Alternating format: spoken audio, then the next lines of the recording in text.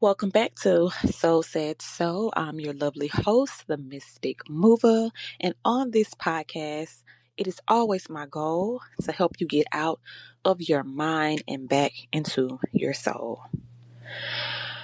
Whew. I had to start this one off with a deep inhale, okay?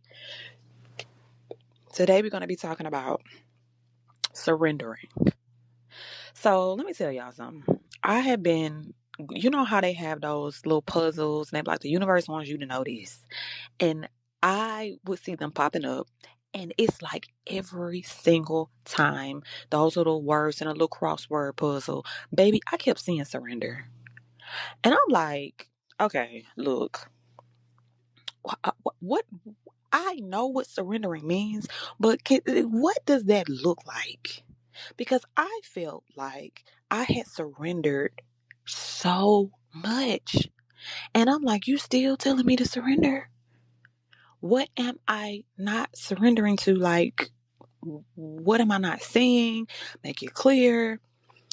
And so this past week, I caught myself. And I didn't just catch myself on my own. I caught myself after I heard someone speaking about us. They didn't say surrender in it at all, but they were talking about how fear, they were speaking about fear and what fear looks like and how fear is like operating in lack and the opposite of what it is that is of a high vibration, right? And I'm like, okay, thinking nothing of it, just doom scrolling, honestly. And I caught myself because it's no secret. I've always talked about how for the past seven months I've been job searching and absolutely nothing has come to me. And I caught myself during my job search. I was very anxious. I was like holding my breath, not even breathing almost. Can't even read the job description, just getting extremely frustrated, getting rejections, getting denials back. And I'm like, huh, how do I surrender in this process? Like, what does that look like? That was the $1,000,000 question. What does surrendering in my life look like for me? I started with the areas of my life that I seem to struggle with controlling the most. Like, it is harder for me to be as relaxed or to be as, just flowing. Um, and once I looked at those different areas of my life, I really started to understand how I hadn't surrendered really at all. I hadn't surrendered at all, and I couldn't believe it because in my heart, I felt like I had surrendered. I felt like, I'm releasing this off out into God, into the universe to make things come back to me, but I had not fully surrendered. And so today we're going to talk about what surrendering really, really, and truly looks like. And if you're doing any of these things that we're about to start talking about, then you have an opportunity to start catching yourself, reframing your actions and your thoughts and your words towards it. So, one of the very first things about surrendering is that you cannot force the outcome. So, when you are in a state of surrender, you stop forcing outcomes. And you have to be very intentional about this process because I didn't realize that I was forcing outcomes by sitting up on that computer from the time sometimes I wasn't even eating. I wasn't eating. I wasn't taking care of some of the things that were in my control because I said, if I leave this laptop and I don't get to submit to X amount of jobs in a day, I am not going to be able to be at peace. That's a problem. Because in that moment, I am now trying to force something that is out of my control. And I think that by doing certain actions that I'm in control, when really those actions are being stimulated throughout my body from fear, not from the faith that because I submit this, and if it's for me, it's going to come to me. No, I'm sitting here out of fear doing as many job applications as I can because I just want somebody to choose me. That is a tough realization for me. I'm like, okay, I am trying to force an outcome. So I do really want you to think about your life. What areas are you forcing an outcome where you feel like if you can't take your hands off of it for a second, and there's a level of trust that is right there that you are missing. You do not trust for things to attract back to you if you are not in the kitchen cooking. I have to break that off of myself. This is why we have the law of attraction. You become the thing where you become the person that things just come to you. And by that, I mean you get an email. In my case, you get an email. Hey, I found your resume here and I would like to see if I can set up an interview. We would like to talk to you. We really love your skills. It's not, this is what I mean. It comes to you.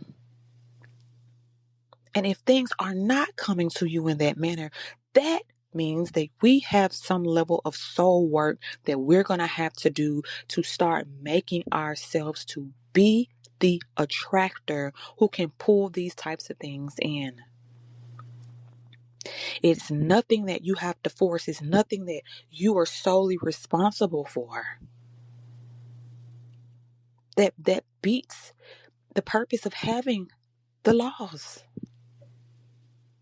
So number 2, when you're in a state of surrendering, and we're understanding what surrendering actually looks like. Well, fear can no longer make your decisions.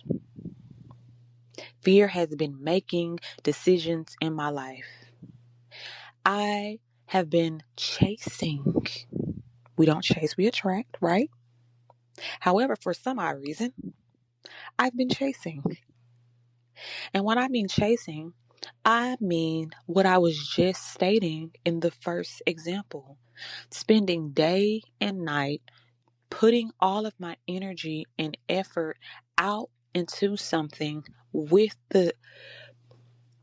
not because they would love me. They would like, I'm not putting my energy out into the world because I feel like I'm a great fit. I'm more so putting my energy out because I'm afraid that if I'm not a great fit, then that starts to reflect in a lot of areas of my life. I need stability, and I can't be stable if I don't have what I need to be stable. So now there's the fear, a fear of not being stable.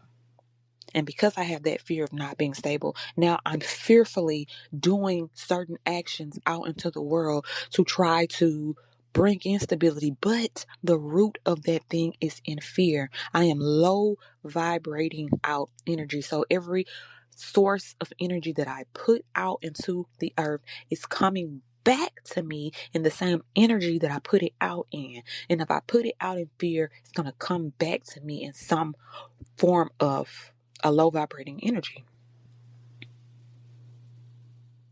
But when I am in a state of surrender, I am realizing that, okay, from this time to that time, I'm going to work time blocks here. And I'm going to work what I see and what I find throughout this time. I'm just going to try to connect without any expectation of connection. And the things that are meant for me, they're going to come back to me peacefully, gracefully, and with love. And it's not going to be one of those situations where I get frustrated because I haven't heard nothing back. Because 1, you don't force the outcome. And then 2, fear can no longer make your decisions for you. And if you are operating in that will, you have not fully surrendered. And by the simple fact that you have not fully surrendered, unfortunately, you're going to see the returns of things that may come back to you, but they're not going to be something that can last, not going to be something that's going to be fulfilling or something that you even enjoy for that matter. So when we even were talking about not forcing outcomes, when you get into the place of forcing an outcome, So you dealing with energy that can come back, desperation energy.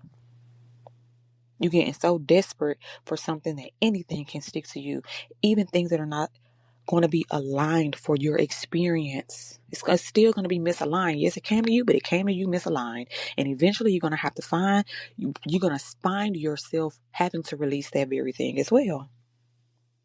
It's also going to cause you some confusion because now we just want anything just so that we can get some sense of satisfaction, even if it's not what's meant for us. And let's not talk about the fear when it's making your decisions. It constricts you and numbs you. You can't even remember your potential, let alone recognize it, because you're so numb and you just need something to take you out of that space. You need something to connect with to make you feel as if you are, quote unquote, manifesting or bringing things into your life. Mm-mm. We're not doing that. We're not operating in fear.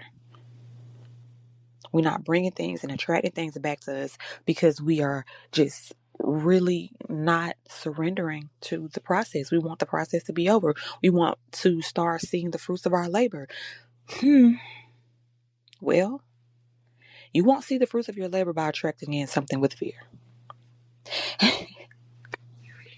And the third thing here, when we're talking about surrendering and what that looks like, stop obsessing over what you can't change. I'll give you an example. For me, I kept constantly thinking about if I made a mistake. I kept replaying. To this day, I have to tell myself, no, we're not doing that. We're not doing it. We're not thinking about that. You can't change it. You can't go back. You can't reverse it. And even if you could, who's to say that the decision that you would have made to make a different decision would have still been the right choice for you? Who's to say that just because that you have entered into a season that feels like a wilderness, that does not mean that this is not the season that you're supposed to be in, that can shape you? Who's to say if you made a different decision and you kept pushing forward that you would have delayed this very season that you need to really shape you and make you who you are, even though it does not feel good, even though it feels like, you're ready to break out of it? Who's to say? And so when we get to obsessing over things that we absolutely cannot change, we enter into overthinking. You constantly replaying things over and over and over until the point of mental fog and fatigue. You can't even think. Nothing new can come in, and you need something new to come in because clearly you don't have the blueprint that you thought that you had, and now you're relying and you're praying and you're trying to attract certain things in, but you can't attract it. Every time something does try to come in, your brain is so filled with replaying old scenarios. What if this happened, or what if I would have did that, or what if that decision I made then makes this happen now? Your mind is just rolling like a hamster wheel, and nothing new can even come in to direct you. Anything that you do attract, it's knocking at the door, but nobody's answering. You are consistently circulating old narratives, and those old narratives are not going to produce anything new. Obsessing over what we can't change also brings us to blaming and shaming ourselves out of our purpose, out of our mission. I'm obsessing over something that may or may not be a part of the process that I'm supposed to be even carrying with me. This is why it is so important to surrender to the process. And I just really didn't understand what surrendering looked like. That's been a big, big, big issue for me. And now that I have been able to witness some of the habits that I have been circulating in, I can be very intentional about where my energy goes. I can be very intentional about reflecting with myself to stay on track with the things that I am desiring and I am manifesting into my life. So I just simply want you to take this message. It is very simple today because I really want you focusing on how can I better surrender to my process. You know what it looks like now. How can I stop forcing outcomes in my life? What outcomes am I trying to force in my life? Where is fear making decisions in my life? What am I fearful of? What am I obsessing over that I can't change? Why do I want the change? What other possible ways could the change break into my life if I was not obsessing over it? And don't obsess over trying to get the answer. You have to allow these things to come to you and flow to you. You don't have the answer. The answer is going to come to you, but it cannot come to you if it's in, if it's the space where it's trying to land is blocked and guarded. And so in your surrendering for this week, just take it one day at a time. Just be relaxed. Be okay if you don't get the thing that you really wanted. Because maybe it really wasn't for you.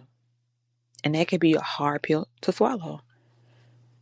Especially when you get an attachment to something. You start getting excited. You start planning for it. But what if all of that just wasn't it? What if the hurt that you're feeling now about not getting it would have been the exact same hurt that you experienced as getting it? It's like so many what ifs. So just being content in what you have and where you are and what you have received and understanding that even if I have not yet received the manifestation that I'm looking for, that means that I'm still on the right path and I'm on the right track. I still have time. I still have moments where I'm going to be celebrating, where I'm going to be excited. I still have more to look forward to. I still have more to cultivate on this journey. So until next week, I want you guys to really, really hone in on surrendering to the process, being easy with that process. So until next time, I love you.